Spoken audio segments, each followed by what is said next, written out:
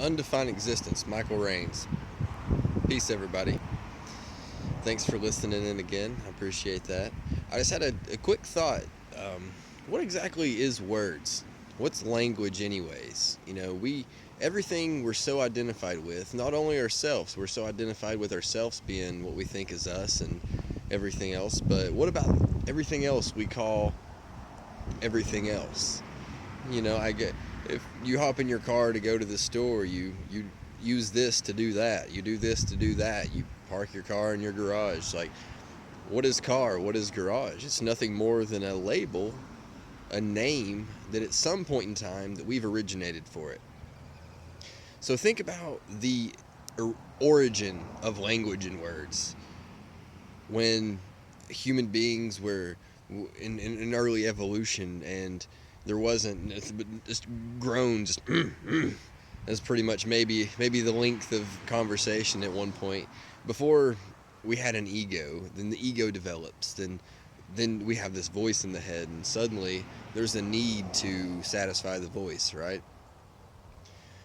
But what was the first words? You think about it, like, so now we have the ability to think, and that develops memory. We get our ego, so now we have memory. Before we were just like the birds, just flying, just chirping, just a part of it, unknowingly.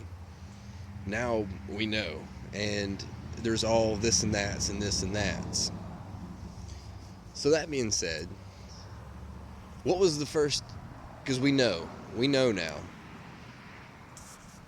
Memory has the basis of everything. So now that we have memory, we begin. Say maybe an individual walked by the same red tree.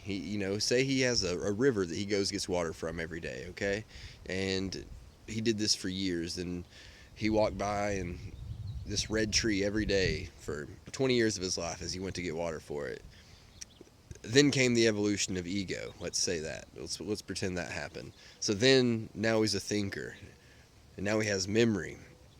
So on his journey to go get water, as he has done for the last 20 years, he passes this red tree, and he sees it, acknowledges it, and goes on. The next day he does it. He sees the red tree again, and he's like, I seen that red tree yesterday, I think. Is his thoughts in his head, right? I mean, nothing had labels, of course. Nothing was, I saw this tree in his head. It was simply the acknowledgement that it was seen without a name or label. It was just, yeah. It was just a knowing, right? So then the evolution of language and words, and eventually, he's going to pass this tree. So maybe eventually one day he was, tree. Or, a specific amount of grunts and groans could identify several things, of course, but what is any of it other than our labels we give to everything? Because everything simply is until we give labels and names for it.